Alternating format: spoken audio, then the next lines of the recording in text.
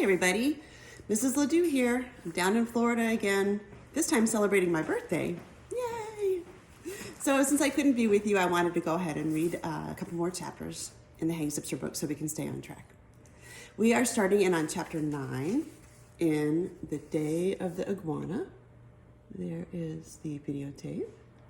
I have to be careful, I still haven't covered the front of the book, so I don't want to show it to you. I've known Frankie Townsend since before we were born. Our moms always tell stories about how they used to walk in the park together when they were pregnant with us. We've been through lots of tough times together. When Frankie fell off the jungle gym in preschool, he didn't want to cry in front of everyone. I stood in front of him so other kids wouldn't see him cry. When I peed in my pants in kindergarten, just before the Thanksgiving pageant, Frankie gave me an extra pair of pants he kept in his cubby, and he never told anybody about my accident.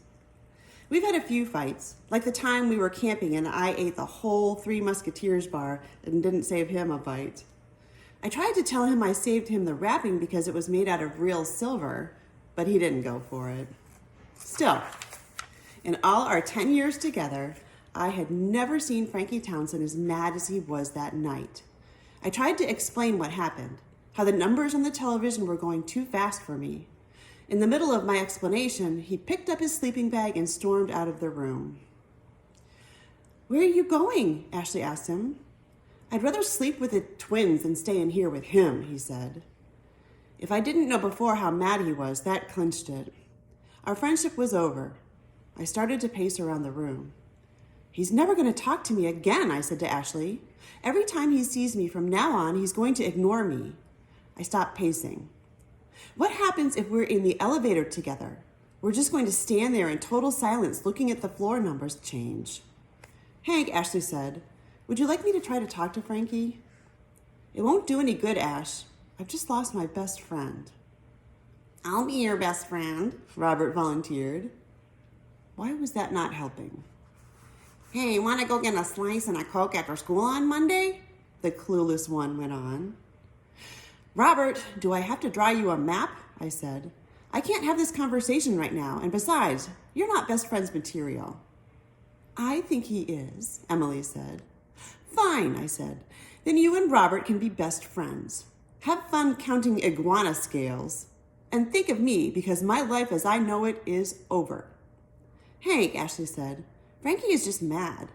He really, really, really wanted to see that movie." "Rub it in," I said. "Don't you think I know that?" "Give him some time to get over it," Ashley said. "He'll cool down. You'll say you're sorry.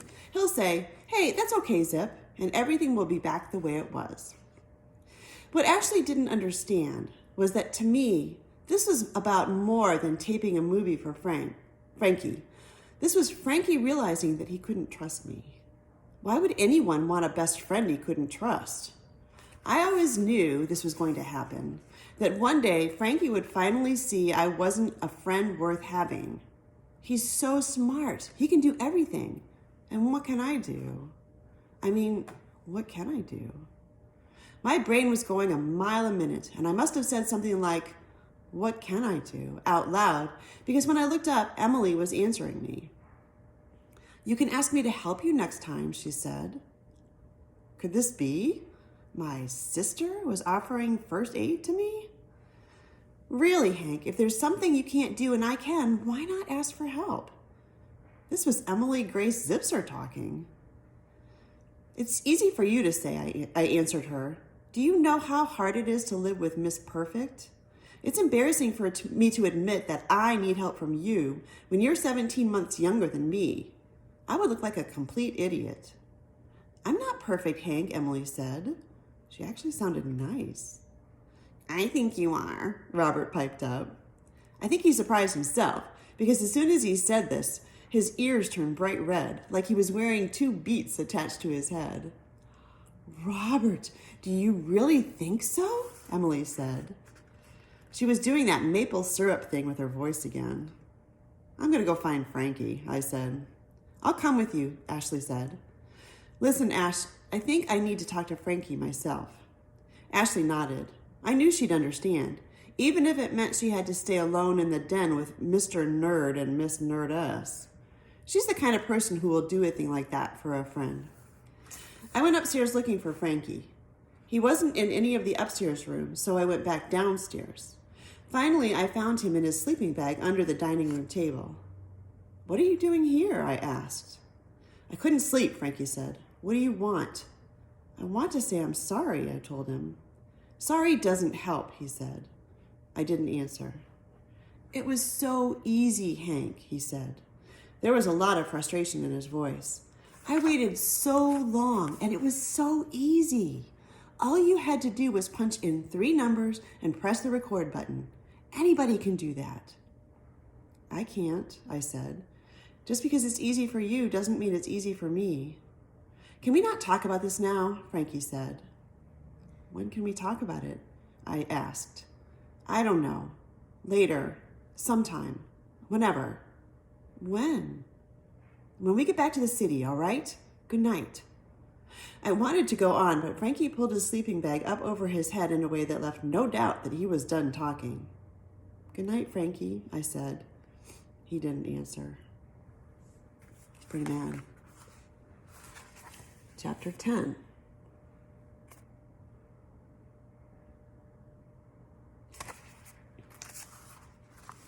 I tried to go to sleep, but I couldn't. So I made a list. 8 things that are hard for me and easy for Frankie. Number 1, spelling, especially hard words like what you call the person who lives next door to you. You know, your next door neighbor, Naybor, or is it Neibor or Neyber? I don't know, so don't ask me. Frankie is a dictionary with a mouth. Number 2, remembering words to songs. Frankie is a human karaoke machine. Number 3, learning how to play an instrument, except for the tambourine, and who wants to play that? Frankie plays the sax and knows over 10 songs by heart. Number 4, finding my backpack. Frankie's backpack is where it belongs, on his back. Number 5, remembering phone numbers. Frankie not only remembers phone numbers, he remembers area codes too. Number 6, reading a map. Frankie is a human compass. Number 7, writing a letter. Frankie is the king of thank you notes. Number 8, reading the program guide on the television screen. Obviously, I'm a total flop at that. Chapter 11. And I will tell you this is a very long chapter, so get comfortable, and here we go. We got up early the next morning and had some breakfast and then loaded into the minivan for the ride back to the city. Let me tell you about the ride home. First, I want you to stop reading and just listen. Well, you can just listen anyway. Do you hear anything? Well, neither did I. Our car on the ride home was about as quiet as a metal box covered in cement and buried way under the ocean floor halfway to China. What I'm trying to say is that Frankie didn't say one word to me. Zilch, zip, nada. He gave me the big freeze, and boy was I cold. Are you awake out there? That was super long. All right, back to an easier chapter. Chapter 12. This one's a little hard to see. Got it? After we got home, Frankie went up to his apartment without saying so much as, "I'll meet you later in the clubhouse." I'm sure Ashley was feeling caught in the middle of our fight because she tried to be cheerful and made us laugh. It didn't work, though. You couldn't have made Frankie Townsend laugh if you had tickled him under the arms with a 20-foot feather. Ashley even offered to bring blueberry muffins for our walk to school the next morning, but Frankie just shrugged and said, "Thanks, Ash, but I don't think I'll be hungry." Robert asked if he could go with Emily and my father to pick up Catherine from the pet store. He said he was looking forward to a chance to spend some quality time with our iguana. What kind of kid wants to spend time with an iguana? If you think about it, what kind of kid wants to spend time with my sister? I was pretty stressed from all that had happened. and I was hoping I could just kick back and lie on the couch, which is one of my favorite things to do. So after I picked up Cheerio from Mrs. Fink's apartment, I flopped down on the couch and put him on my stomach for a big belly scratch. That is one of his favorite things to do. It's so cute the way he looks up at you and yips like a little puppy. His other favorite thing is licking the bricks on the fireplace. Don't ask me why he does that. I told you he was slightly nuts. I hadn't even been flopped on the couch for 2 minutes when my mom unflopped me. Up and at him, she said, holding out her hand to pull me up. Mom, I just got comfortable. Well, you can be comfortable later because there's a little thing called your science project waiting for you. Your topic is due tomorrow and you promised. I know, I said. She was right. I had given her my word I'd pick the topic over the weekend. I gave my word to Frankie too, and where had that gotten me? I went into my room and sat at my desk and looked at the chart on the wall. Science project, it said, in the space for Monday. I stared at the square. Nothing happened. Then I swiveled in my chair and looked at the other wall. I stared at that for a while. There were no ideas there either, only white space. Empty white space. My brain often doesn't work when I want it to, but now it was definitely on snooze. I knew what the problem was. I was really worried about what happened with Frankie. Maybe you know the feeling. You've got to think of a topic for your science project, which is due the next day. But you're in a humongous fight with your best friend, and you absolutely, positively cannot concentrate. I have trouble concentrating when I'm not in a fight with anyone, while everything is perfect. It takes a lot of work to focus my brain. But when I have something really big on my mind, it's hopeless.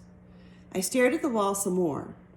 The only science project that occurred to me was how to send an electro wave from my brain to Frankie's to make him forget he was mad at me. I sat there. It seemed like hours went by. I heard my dad and Emily come home.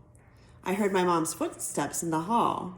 She was on patrol, circling around to see if I was doing my work. If she was any closer to my bedroom door, she would have been inside. Occasionally she was, or at least parts of her were, like her mouth. How's it coming? She asked. It's coming, I said. She casually strolled over to my desk and glanced at my notebook. I had nothing written there. She raised an eyebrow. Hey, this takes time, Mom. You can't hurry science. It's not a subject you can speed through. The truth was that what I kept thinking about was what happened at Aunt Maxine's house. I kept seeing that wall of video equipment with all the numbers and dials and lights flashing at me. I played it over and over in my mind, seeing the television screen with the programs and channels running by, starting at the bottom of the screen and racing to the top. The words and numbers had gone by so fast. If only there had been a way to slow them down. There must be a million kids like me who can't follow them, I thought. I'm not the only slow reader in the world, am I? No way. Wait a minute. Wait just a minute. That was it. The idea of the century. I'd invent a way to slow down the words and numbers crawling across the television screen. I would be the hero for problem readers around the world. It was a science project to be proud of. It was the king of all science projects. Hank Zipzer, I love you, I thought. I sprang up from my chair and danced around my room. I gave myself kisses all up and down my arms. What an idea. What a breakthrough. Way to go, Hank. Chapter 13. Oh, I don't think I'm going to show this to you until the end of the chapter. Maybe just a little bit of a giveaway. After dinner that night, I told my mom and dad about my idea. I told them I was going to find a way to make the program guide and the television screen easy to read for kids like me. I explained that this would help kids around the world and possibly even as far away as Neptune. There must be learning challenged kids on Neptune, I said. I'm sure they need help too. That's a lovely thought, Hank, said my mom. She always tries to help people in need, like giving the leftover food from the deli to the homeless shelter.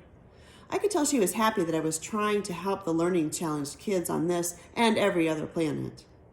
How exactly are you planning to do this? Asked my father. Experimentation, Dad, I said, trying to sound really smart. The way all science is created. My dad grunted. Sounds messy. Do you think Thomas Edison's dad worried that he was making a mess when young Tom invented the light bulb?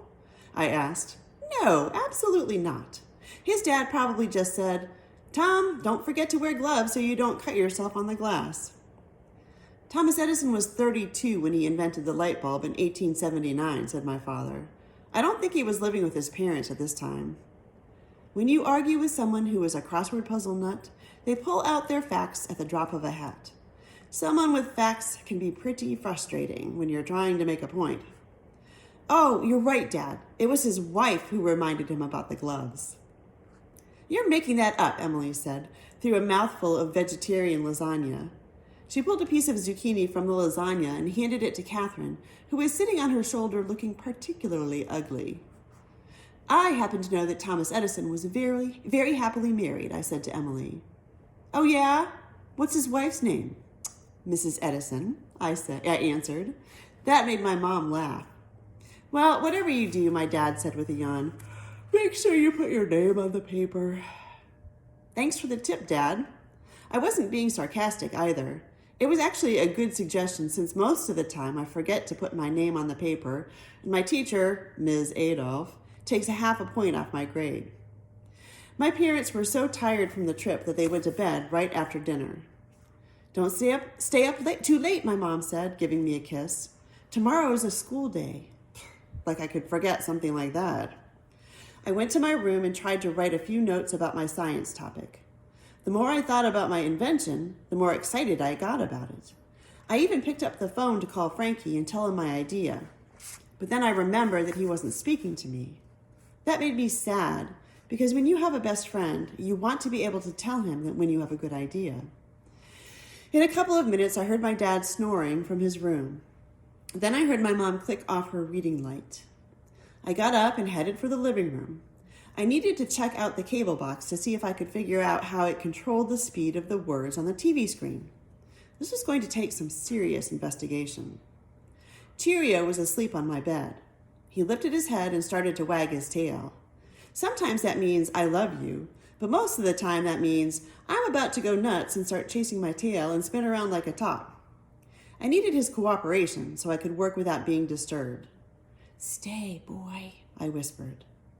I took my pillow and put it gently under his head.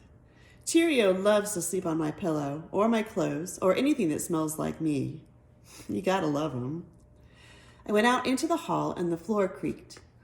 I froze in my tracks and counted to 27. My dad was still snoring and there was no light coming from under my parents' door, so I figured it was okay to go on. When I reached the living room, I could move around more freely because the carpet covered the sound of my footsteps. I picked up the cable box that sits on top of the TV. I couldn't see it very well. The outside told me nothing about how it worked. That meant one thing. I was going to have to go inside the box. It was Thomas Edison time. I tried to separate the top and the bottom of the box with my fingernail, but there was no way to get the cover off without a screwdriver. We keep our tools in a red metal toolbox under the kitchen sink. Quietly, I crept into the kitchen, found the toolbox and opened it. I picked out a small screwdriver with a grooved end called a Phillips head screwdriver. Suddenly, the kitchen light came on. I spun around, and there was Emily with Catherine perched on her shoulder. What are you doing with that? Emily demanded, eyeing the screwdriver in my hand. Stuff, I answered. What kind of stuff? Science stuff. What kind of science stuff? Emily, I said, when I want you to know, I'll tell you. What's the big secret? What are you doing up? I asked her. If she could play 20 questions, so could I. I'm worried about Catherine, she said. She's acting strange. Of course she's acting strange, I said. She's your iguana. Catherine looked at me, shot her tongue out, and hissed so loud it sounded like air gushing out of a tire. She even lifted her lip, or at least where her lip would be if she had lips, and flashed her teeth. That was strange. Catherine's usually in a pretty good mood, at least as far as iguana moods go. She keeps pacing back and forth across the room like she's nervous, Emily said. I think she had a nightmare. Maybe they had the mutant moth that ate Toledo at the pet store, and it gave her the creeps, I said. There it was again, just when I thought I had stopped thinking about it. Obviously, I had mutant moths on the brain. Is Frankie still mad at you? Emily asked. Big time. Do you want to talk about it? Emily was trying to be nice. Catherine and I are very good listeners, aren't we, Kathy? She nuzzled Catherine. That's okay, I said. You and Catherine go to sleep. She needs her beauty rest. Emily started to leave, and then she turned around. I think Catherine would like a nuzzle from you, she said. It would make her feel loved. Oh, brother. The things a guy has to do to get a little privacy around here. I reached out and gave Catherine a pat on the head. She hissed and flashed her teeth at me again. There's gratitude for you. I decided to take the cable box into my room so I could work on it in private. I disconnected the box from the TV, which wasn't hard. I took it in my room and sat down. I noticed that there were 4 screws holding the top to the bottom. I unscrewed them and put them on the floor. No, Hank, I thought. You are going to lose these if you leave them here, and then you'll never be able to put the box back together again. I got up and put all 4 screws in a little plastic box I keep in my desk drawer. I usually keep my special clear marbles in there, but I took those out and put them in another compartment. I juggled the top of the cable box, and it came off very easily. Wow, things were going well. When I lifted the top off, the inside was not at all what I expected. It was jammed with circuit boards and microchips and lots of wires tangled together. I took everything out of the box and separated the pieces, lying all the parts down on my rug. There sure were a lot of parts. I got so involved in taking the box apart and inspecting every single piece that I lost all track of time. The next time I looked up, 2 hours had gone by. That happens a lot to me. Either I can't focus at all, or I focus so hard I shut everything else out. Suddenly, I heard a toilet flush, then footsteps. They were coming toward my room. Hank, my dad whispered from the hall, what are you doing up? I had to do something fast. I knew he'd come in, and my dad is not the kind of person who would be happy to see his cable box in a million pieces on my floor. I don't know your dad, but I bet he's not that kind of person either. I flung myself down on the rug so my body covered all the parts. I heard a couple things crunch under my butt. There was no time to check them out. I barely had enough time to hit the ground before my dad opened the door. Hey, Dad, I said in a very casual voice, like I always stay up till midnight on a school night, lying around on my rug. What's up? You are, he said. Go to bed. Thanks for the suggestion, I said, but I'm not all that sleepy.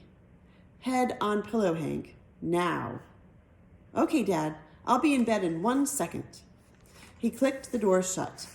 I could tell he was standing outside, waiting for my lights to go off. I scooped up all the parts of the cable box in my hands. N-O-W, came my father's voice as he spelled out the word. When my father spells out words, that is a clue he means business. Right, N-O-W, Dad, I spelled back. I opened my desk drawer and quickly tossed all the pieces in. Chips, circuits, wires, and other parts scattered everywhere. I kicked the top and bottom of the cable box under my bed and hopped under the covers just as my dad turned the doorknob and stuck his head inside. Sleep fast, he said. It's late. I'm trying, Dad, but someone keeps opening my door.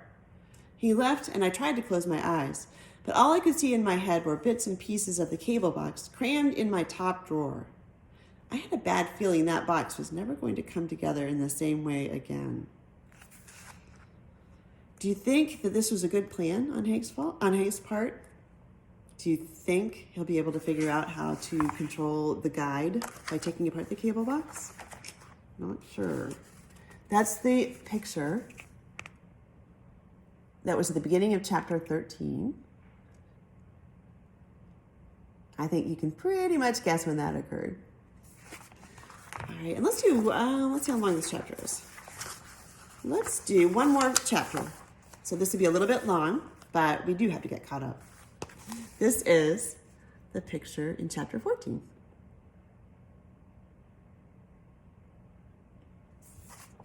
Okay, happy guessing. I must have finally fallen asleep because my dad's voice woke me early the next morning. Out of bed, Hank. Breakfast in 5, he called, knocking on my door. Usually it takes several warnings to get me out of bed, but I jumped up and yelled back, I'm way ahead of you, Dad. I went to my desk drawer and pulled it open. Nothing had changed overnight. The chips and circuit boards and wires were lying there exactly how I had left them the night before. How come in fairy tales magic elves arrive in the night and put everything back the way it was? I ask you, where are those elves when a guy needs them? I imagine the punishment that would come down on me if my dad saw that mess. My dad always says the punishment should fit the crime. And I had a horrible feeling my punishment for taking away his television would be that he would take away mine whenever it was finally working again. No TV for a month, he'd say, or maybe even no TV for a year. My head spun. I had to get that cable box fixed before he found out about it. I was safe for a while because no one in my family turns on the TV until the nighttime. But at 6:30 every night, my dad watches the nightly news, followed by Hollywood Squares. No, I'm not too good at math, but I figured I had something like 12 hours to get our cable box up and running. But how? I didn't need magic elves. I needed Frankie Townsend. If anyone could put that box back together, it was Frankie. He is a boy genius with electronic stuff. I happen to know firsthand that he's had a subscription to Popular Electronics since he was 8 years old. And he reads it too, cover to cover. I thought about my situation at breakfast. I had to find a way to apologize to Frankie that he'd accept. I needed him to help me fix the cable box by the time my father plopped in his chair and flicked on the nightly news. After breakfast, I raced into my room to get my backpack, but before I left, I took out a piece of paper. Keep out, I wrote. Science, S-I-E-N-S-E, project in progress, P-R-O-G-E-S. I don't think I spelled too many of the words right, but it got the message across, and just in case my dad or anyone else felt like snooping. I taped the sign to my door and closed it tight. I considered pointing out the sign to my dad, but I really didn't need to. My dad is a major league sign reader. All you have to do is walk down Amsterdam Avenue with him, and he will read every sign he sees out loud. Harvey's Pizza, $1 a slice. Kim's Korean Market, fresh roses today. Big Apple Laundromat, free dry with wash. Manhattan Bagels, 2 free when you buy a dozen. His sign reading habit was great when I was a little guy and couldn't read. But now that I'm older, it's pretty annoying. And now Emily is starting to do it too. Maybe there's a gene for annoying oral sign reading. I hope I don't pass it on to my kids. Just as an aside, when I was young, my little sister would sing all of the ad slogans on TV, all the jingles. Drove me insane. I love her now, but that bothered me. Okay, back to Hank. I'll meet you downstairs, Dad, I called. He was walking us to school, but I wanted to get down there early and see if I could talk to Frankie before we set out. When I got to the lobby, only Ashley and Robert were there. Where's Frankie? I asked. We've got to talk. I'm going to buzz his apartment. Hank, Ashley said, stopping me from going back inside. Frankie already left. He didn't want to walk with us. He's still that mad? I gulped. I don't know, Ashley answered. He just took off with his dad. Listen, Ashley, we've got to figure out how to get Frankie to talk to me again. Give him a day or two, he'll get over it, she said. I don't have that much time, I said. I need him now. He's got to help me fix my cable box by tonight. I can fix a cable box, Robert said. Can you really? I asked him. Sure, he said. Call the cable company and ask for a new one. Then he laughed. Great, now Robert was developing a sense of humor. Just when I needed him to be the nerd he's always been, he turned into Captain Wisecrack. Actually, he said, anyone can get a new box. My mom just got one for the TV in her room. That was the perfect solution. I'd call the cable company right after school and ask them to bring over a new box. My dad and Emily arrived downstairs with Cheerio on a leash. When it's my dad's day to walk us to school, he always brings Cheerio along for the exercise. He likes to sniff the sidewalk and curbs. Cheerio, that is, not my dad. We headed down Amsterdam Avenue, and I was already feeling much better. It's great when you find a solution to a problem. It's like someone has lifted a huge sack of potatoes off your back. Robert, I whispered, you're an all right guy, even if you do wear a white shirt and tie to school every day. He reached out with his scrawny little arm and threw me a fake punch in the arm. Boy, that kid is weak. By the way, Bunny, he said, it costs $58. What does? The cable box. Actually, $58.40. Robert, why didn't you tell me this before? You didn't ask. But I only have $10, I said. That means I'm $38.40 short. Make that $48.40, Robert said. In case you haven't noticed, my math isn't any better than my spelling. This was not looking good for the future of my television privileges. And we'll go ahead and stop there. I will hopefully be in at least once next week to read to you in person. And I hope you have a wonderful weekend, and I'll see you soon. Bye-bye.